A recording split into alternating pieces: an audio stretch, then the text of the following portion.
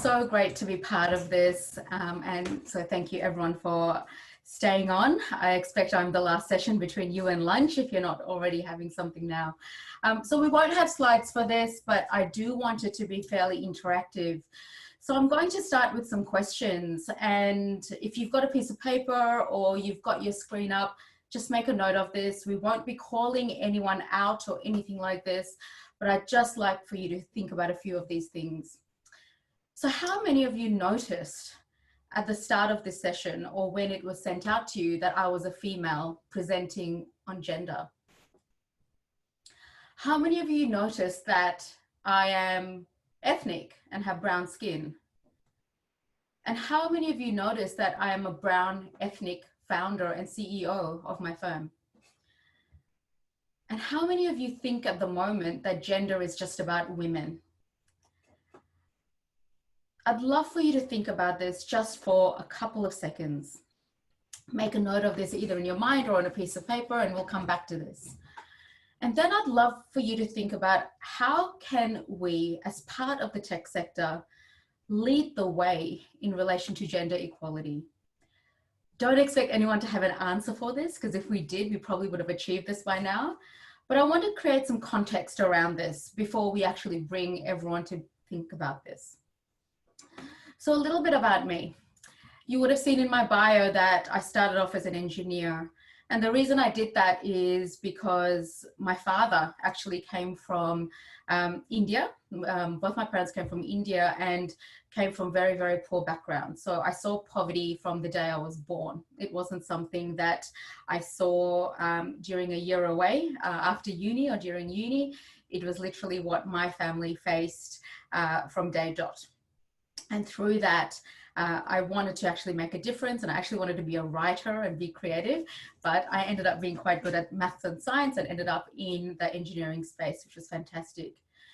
Through the work, what I found was where my heart was really in creating social impact, and how could I use my technical skills to actually do that.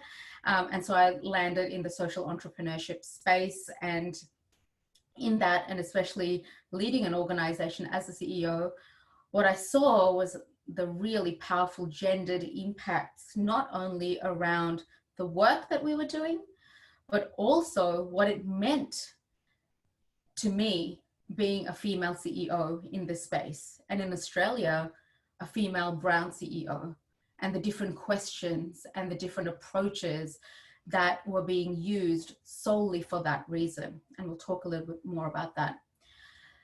So Capital Human actually does this. We actually work with government, businesses, and investors in how to address gender equality issues, but really about how to integrate this within our systems. So one day the hope is we don't actually talk about this anymore. So it's led up to creating something like this. And I'll talk about Jesse Data, which is a tech platform, right at the end of this. And that's where I'd love some of your input. But I'd like to start with actually talking about what gender is. What do we mean when we talk about gender equality and gender equity? And the reason this is so important is because it's very, very context specific. So how we understand it here in Australia isn't going to be how it's understood in any other part of the world, let alone across offices that we work in, okay? So let's look at gender equality versus gender equity. This is quite a complex concept. Gender equality, the easiest way to understand it is that's what we're hoping to achieve. We're hoping to achieve a world where opportunities are available to everyone, regardless of their gender or what marginalized group they're from. Gender equity is looking at strategies and initiatives to help them get there. Why is that important? Well, let's give an example of if you're looking at a developing country or an emerging market, you can have a man and a woman, and I am going to talk gender in the binary sense for this purpose, just to simplify it. I want to acknowledge at the start that gender is not binary, and there are lots of individuals and communities that don't identify as any gender. For the case of the short space, I'd like to, a lot of the examples will be binary, so just acknowledging that at the start.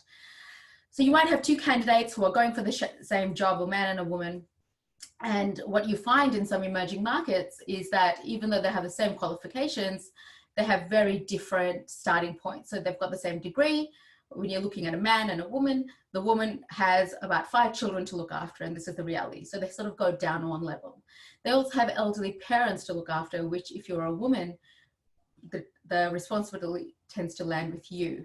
Men tend to have better networks and contacts and the ability to pitch in general, and so they go above. So when we're looking at creating opportunities, it's not just creating equal opportunities for the man and the woman, but creating a pathway so both of them can achieve that in an equal way. So perhaps providing flexible working to the woman so that she can look after her children and her parents. Perhaps offering additional training so she can develop the networks and the connections and anything else that they've missed. Very general examples, but it's really important to understand the difference between equality and equity. And what is a gender lens? Well, when we're looking at the issue of gender, it's really looking at the issue of power and where this sits in our community and how it actually benefits some gendered groups and oppresses some other gendered groups. And I also want to highlight right at the start, we asked that question, that gender is actually not about women. It's not about men. It's not about people who identify as a particular gender or not. It's about everyone, okay? So gender affects everyone. And when we talk about gender, we need to think about everyone. It is not a women's issue. It is not just a feminist issue. It affects every facet of our organization. One other issue I'd love to touch on when we're considering gender is this notion of intersectionality, which is critical at the time that we're speaking about now, with everything that's going on and has been going on for decades and hundreds of years around race and religion and culture and ethnicity. When you compound all of those issues, any disadvantage that is faced by someone of a marginalized gender gets amplified even more. And the example, I will use a lot of personal examples. An example I can give you is when I am sitting in a board meeting and I get treated or someone treats me badly, another director treats me badly, I actually have no idea if it's because technically what I said and what I presented was not correct, whether it's because I'm a female and they have an issue with having a female director on the board, whether it's because I am brown, whether it's because I'm Indian by origin, or whether I have a bizarre accent, right? Because I've lived in India, worked in construction, I pronounce words really, really differently. My CFO at the time, who was blonde, blue-eyed American, she said to me, Manita, I have never ever considered that when someone treats me badly. I only consider the fact that perhaps it's because I'm female. So intersectionality is really, really important to consider when we're speaking about gender. It's not only about gender, but it's all these contributing factors. And this is all really important to consider when we come back to how the tech community can respond to this. We talked about how context is key and not one size fits all. If someone ever comes to you and says, this is your gender strategy, do it like this is what's worked with X, Y, and Z, please reject it because it won't work. It's very bespoke, it's very tailored. While some principles and thought processes can apply, it really depends on the culture of your team, the maturity of your organization, who your customers are, who your supply chain is, and how that they get managed as well.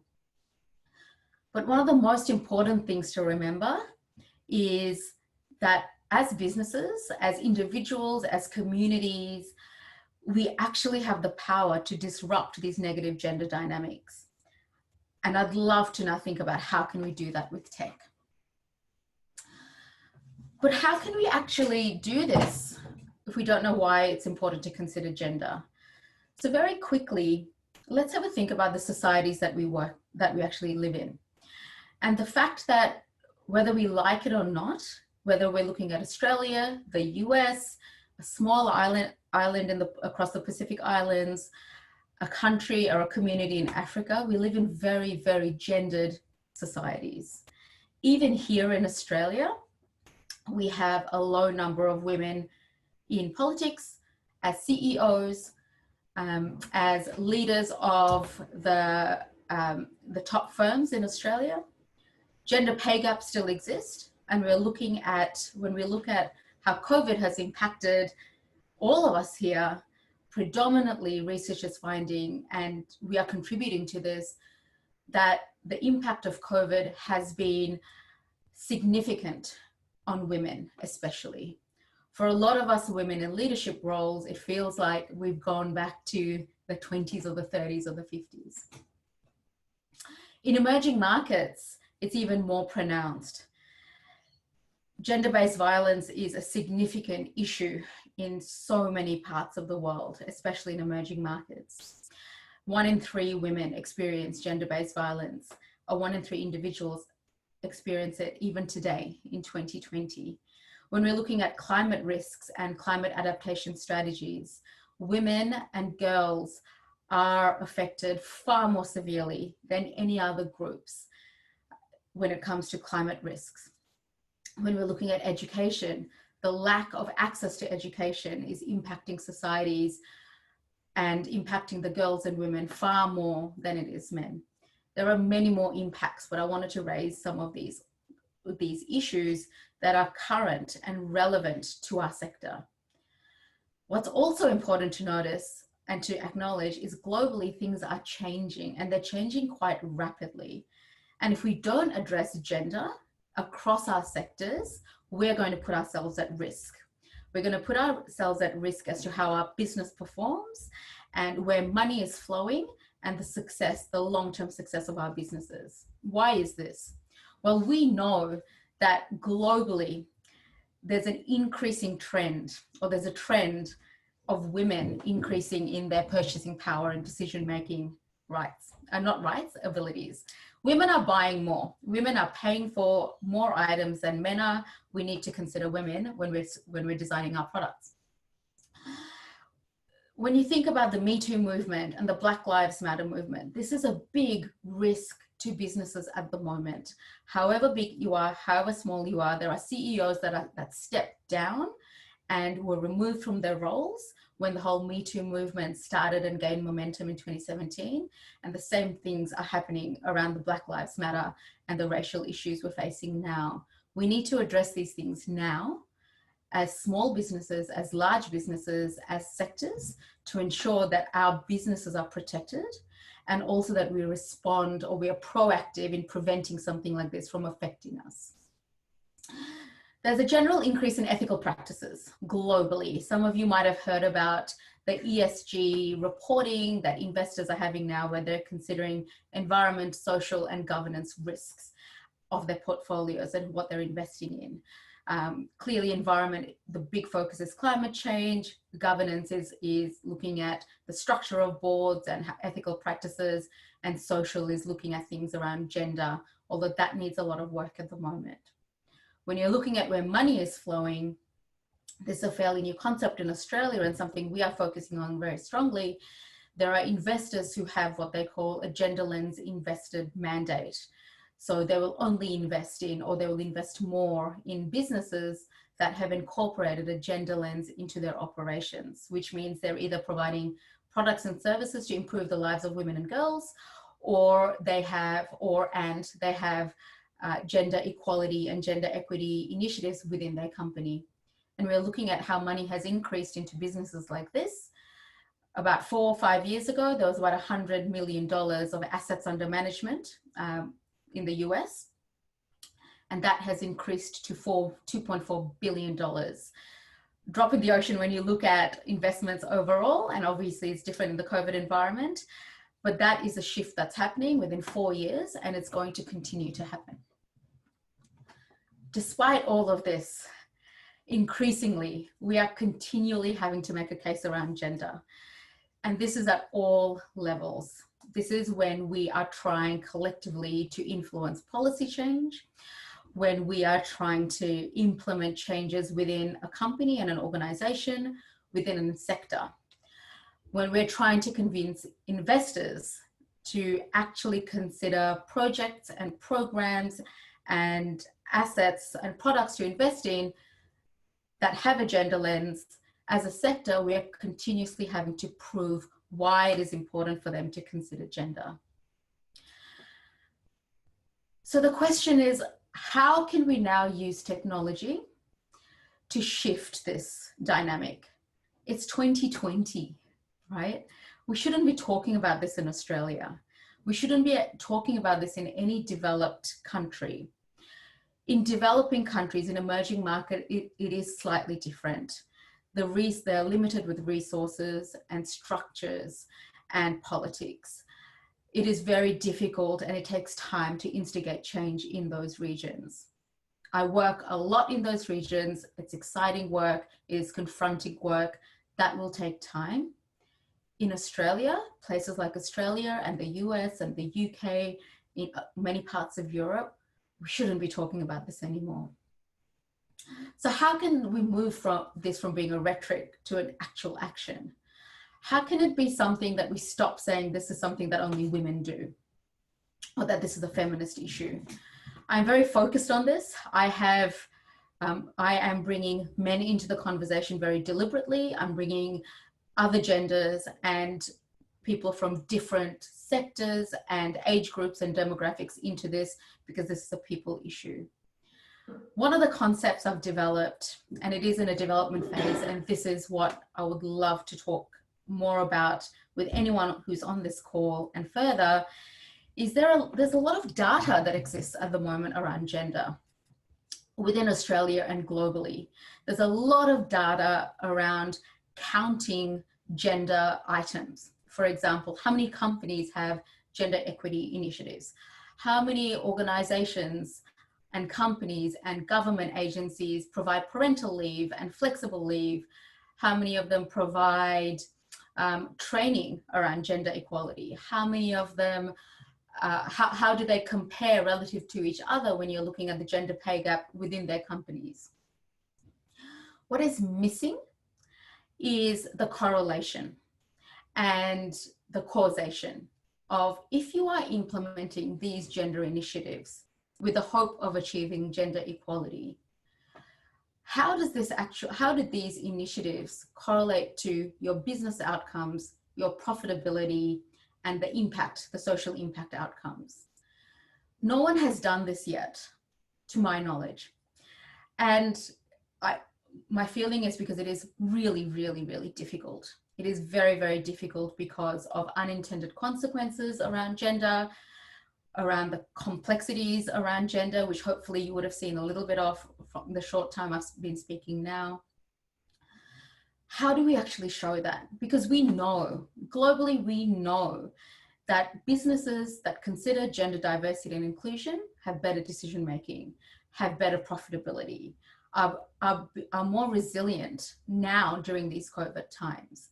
We know this at a high level.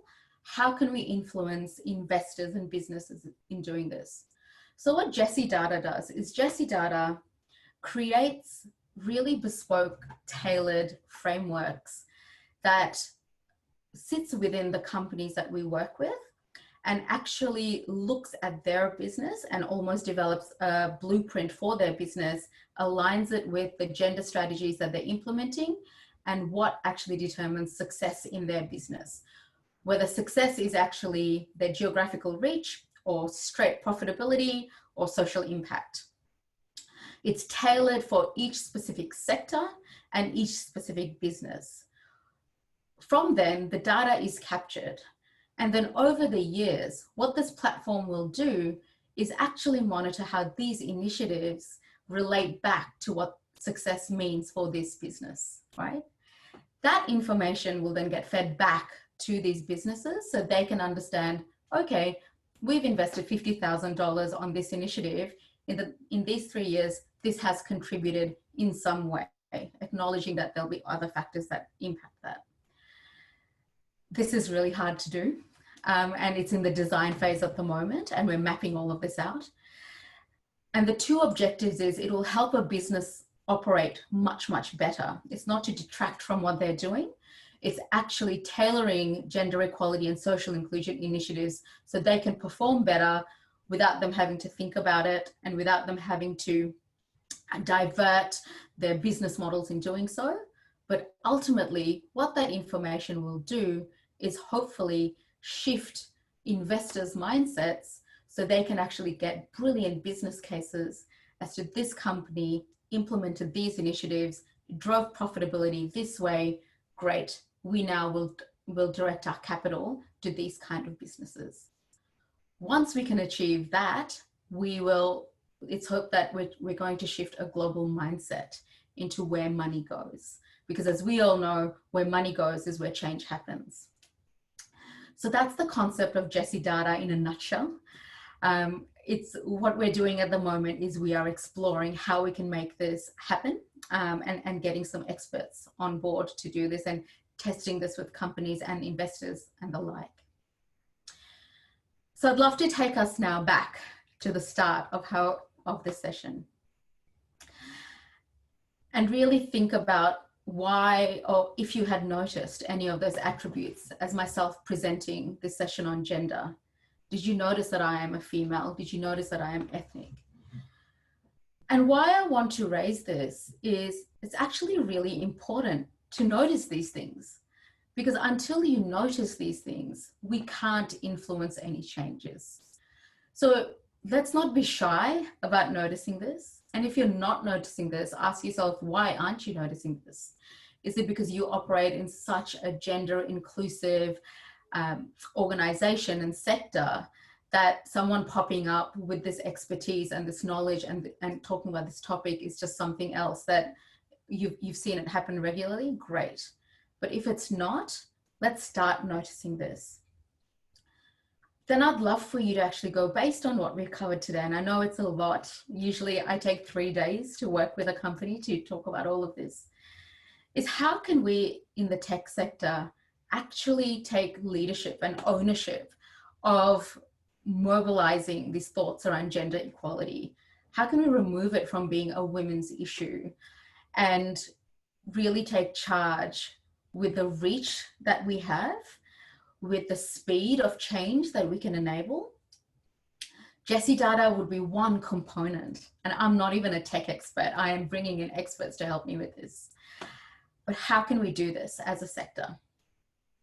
So I'll leave those questions with you, and I'd love to hear any responses if there are some, or take questions in the future or during this session as well. That's it from me. Thank you very much, Manita, for sharing on that. It was very intriguing. I had a couple of thoughts just about, so for the tech teams that are actually watching this, what steps would you suggest to start influencing change within their organizations today? Yep, sure. So actually staying and listening to something like this is probably the first step. So well done on not logging off when you saw gender as part of the schedule. I'm actually working with 3 tech firms at the moment, 3 tech startups, and looking at how they can actually integrate this. So one of the things is to engage someone to help work with them to what we call develop a gender equality and social inclusion action plan, and work with someone who will go really, really deep into your business to develop this, but also not just develop something that, you know, sits on your hard drive or sits on a cloud or on your bookshelf if you still have them, that you said, tick, I've done this, but really implement measures and accountability to address this. That's the one thing. Actually be deliberate about doing that and implementing it and aligning that and making sure that your board and your CEOs and the exec team are actually responsible for it. And to make it even harder, and this is something we do, and I really encourage, no matter how hard it is take that intersectional approach. Make sure that you're not just looking at gender and how it affects your governance, your operations, any stakeholders that you work with, but how it also impacts when you're looking at race, when you're looking at culture, when you're looking at ethnicity across those dimensions and across multiple facets of your team. So invest in that, get that done, and then really measure and hold yourself accountable to something like that. Great, thank you. As you said, why are we still talking about this? What are the actual barriers that are holding us back? Adina, I wish I knew. This is something that It frustrates me, right? Look, it is complex in the way that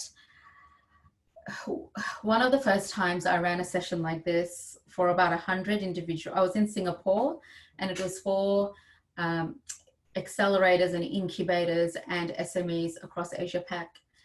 And one of the first things to understand is it is actually understood really, really differently, depending on who you are as an individual or a business and where you're located. Because of that, often people don't understand that they can do something about it. The concept of gender is understood differently. The fact that you can actually do something about it, like your first question to me, what can people actually do? Most people don't know that they can actually do something about it. And the third part is, unless we are really deliberate about noticing that this is an issue, if you don't notice there's a problem, you don't act on it. Overall, that's one of the things. Through my work, what I've seen, and this is frustrating, and I think everyone can understand this, a lot of it is driven by leadership. And if you don't have the leaders in your country and in your sectors acknowledging something like this and driving it from the top, it is very difficult. If there's no regulation to mandate it, why do people care? You're working from the ground up. What we do is we encourage that thought from the ground up. What we are very fortunate about in Australia, and this is something we can actually be really happy about with our government if you are not happy with them, is that they're actually taking a very deliberate approach on applying a gender lens across the work that they do, both internally and in foreign aid. So they're the things that if there was regulation, people would do it really quickly. And if there's no regulation, then it's a matter of changing mindsets and behavior. And just like we're seeing with all the race debates, these are issues that have existed for hundreds of years. And it's never going to be one quick fix, but it has to be something that needs to be identified and worked on really deeply and tailored across, so vertically and horizontally across our businesses and sectors. Thank you. And yeah, as you say, such a complex and a wicked problem. But just drilling down on one issue that we seem to have come up a lot in the professional business world is the view of parenthood. So, and how that relates to gender and how fathers or mothers are viewed and talked about in the community. So I'm just curious to get your views on that. Yeah, of course. It's really interesting, and I often use this example. This is one question I faced on repeat when I was leading YGAP as a CEO. Without fail, in any like nearly in every meeting, it's like, how do you do this? How do you do this job as a CEO when you've got 2 children? And at that time, when I started, I think my kids were like 2 and 4 or something. And interestingly, my husband, who is an ICU doctor, never got asked that question. That's one thing to just remember, that it's only women that get asked about how they do. And you're not asking me this, Adina, you're asking me across the sector, so I want to acknowledge that. But it is something that women in leadership positions will get asked on repeat. There's a brilliant book by Annabelle Crabb, who is one of my favorite journalists here in Australia, and it's called the Wife Drought. And a big part of what she argues is when you're looking at how it affects women in the workforce, there's a stupid curve that happens, right? So like you have women in high school and universities kind of equal with men, and they enter the workforce in the same way.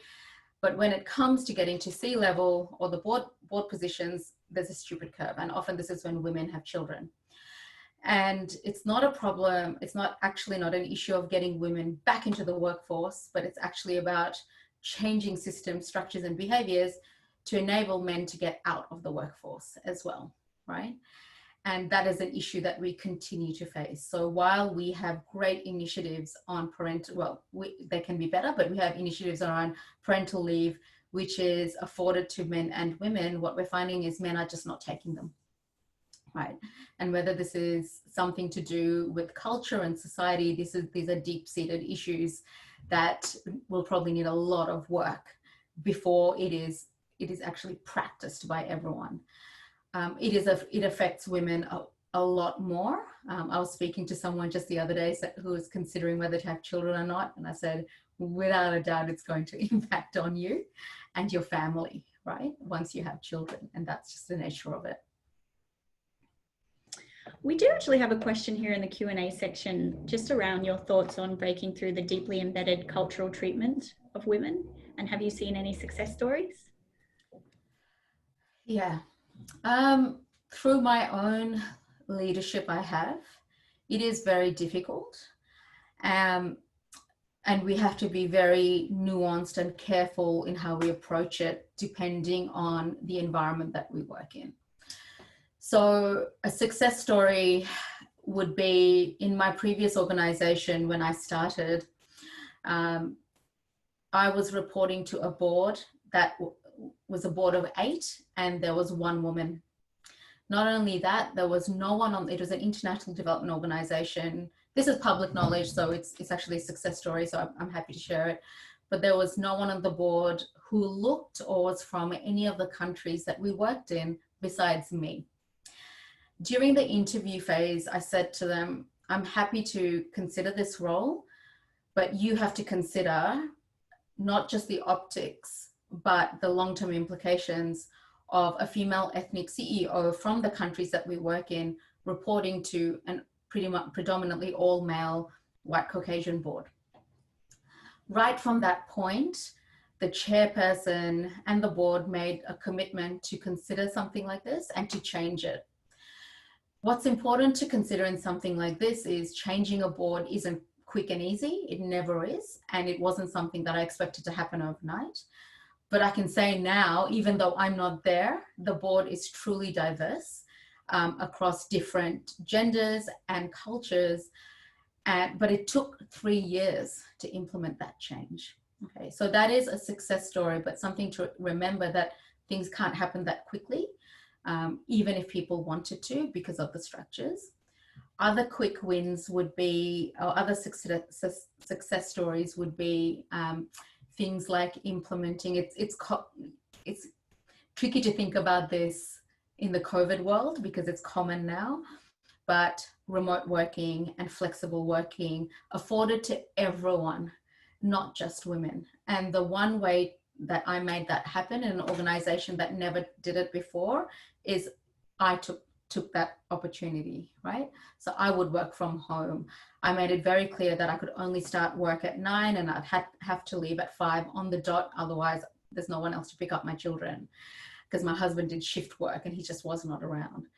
So having the leadership actually walk the talk and do the work and demonstrate that this isn't just something on a piece of paper. This is what I'm doing. That's the number one way to do it. The third one, which is even harder, is really looking at the decision makers and the leaders of an organization and shifting that. So not the board level, but the next level down. Who are the CEOs and the executive team? And how can we actually make sure that change is there? In my opinion, and in the work that I have seen, unless there is commitment to change and understanding of all the concepts that we discussed today at that level, it is very difficult to only work from bottom up. So what I do in my work is I won't run a session unless the CEO is present at least to half of those sessions. And I make that a point. Because if they are not invested in it, their C-level won't be invested in it. And then key decision makers are going to hit roadblocks every single time. I'm not saying it's easy, but I don't shy away from easy. So from difficult, I should say. So they're the success stories of how you can create small changes, but also larger changes, but be considerate of the time and the culture. And never, ever, I would never go up to an organization and say, you've done this wrong, or you could do this better. I would always go in and saying, how much do you want to change? How ready are you? Can I push you? Can I push you? And working with their culture and with their team to create something that is actually accepted by them at the stage where their company is at. Yeah, that's really interesting. Just on, I suppose, what's next on your agenda and your next big challenge and what keeps you up at night is really interesting to me. Yeah. Oh gosh, what keeps me up at night? Um, this is a really complex issue. I would love where I'm working a lot with businesses and governments and investors to make this happen. The two big things, the two big challenges, or the BHAGs as we call them, is one, how do we actually create a mindset around gender in the investment space in Australia? Once we can do that and help them understand why it's important to channel their investments into companies that have a gender lens, right? That's going to shift that dynamic. Because of COVID, you can understand priorities of investment firms are really different right now. So that is a big challenge we're facing at the moment. And we're actually mapping that out and seeing what that looks like. And I'm working in partnership with a peak body to do that. The second part is this, how do we actually build this case around gender using tech? And as I said, I'm not a tech expert, but I do see that the amount of work that's involved in doing something like this, if we can do this in a more streamlined way, yet attack it in a really tailored way, so having those two things, only then can we actually collect information that will be relevant to shifting mindsets that takes away from the emotion, right? I am a numbers person, and you can't often lie with numbers, and you can't often lie with data. So how can we capture this really complex notion of gender initiatives and gender equality in a way that can be scaled and translated and spoken about consistently to shift? So Jessie data is one component, but how else can we do this? Because there's plenty of data around. How can we actually use this to shift mindsets? What do we actually need to produce to do that? Not easy. We do have a question in the Q&A just asking about your views on how genders preference or inclinations towards certain occupations. So for example, women might generally study nursing in larger numbers and men might do engineering more than women. So should this difference in numbers due to preferences be reflected in the associated industries? I mean, they are reflected. I'm not an expert in knowing where, I mean, my knowledge around where women and men tend to go in sectors is what's broadly available. But I think what's interesting, or what we need to consider, is why don't women, let's just look at it, why don't women enter particular sectors? And why is it important to consider them to increase the numbers in particular sectors? And then the second part that's really, really interesting and frustrating is when you're looking at the health sector and education sector, they tend to pay women lower, right? They are lower paid sectors in general. Not looking at the gender pay gap within a sector. This is not looking at gender pay gap within a company, but this is looking at why are particular sectors paid less in general. And you will see that it's predominantly because it is more dominated by women or by men.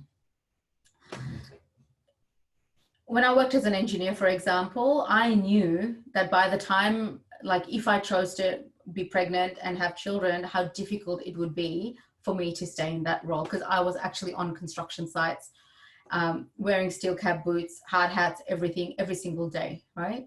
So even in my mind, I knew that I would not be working, even though I loved it, I wouldn't be working on sites once I decided to have a family. How can engineering companies are actually really good at retaining their staff, you know, and trying to attract more women into all of this. But as to why women would prefer certain professions or not, I don't know. But from my perspective, it is really about the lifestyle and what's afforded to them. And what we need to be really creative about is how can we attract the best talent right? The best talent and the best diversity of thought across sectors, because once we can do that, 100% of businesses and products and services is for most of the world. Most of the world is made up of men and women. So you need an equal representation to make sure your products and services actually meet the needs of these communities. That's a really interesting question to think about. Yeah. There is some chat in here just about domestic work, so the division of unpaid labour, let's say, in our homes here in Australia. What are your views on how we can talk about that and have a constructive conversation about that? To start, my number one thing is literally go and make it an issue. If there are CEOs or leaders on this call, at this conference call, bring it. Even if you don't know the answer to it, no one knows the answer to this at the moment. If we knew the answer to it, at least some people would be doing it. Actually start by saying, how can we actually change this? How can we actually talk about these issues right now? Then get experts to help you, right? And I really mean this. I'm specializing in this, yes, but if you think about this in the wider context, as soon as you start a business, as soon as you get to a certain point, you're not doing your accounts anymore. You will get an accountant to help you.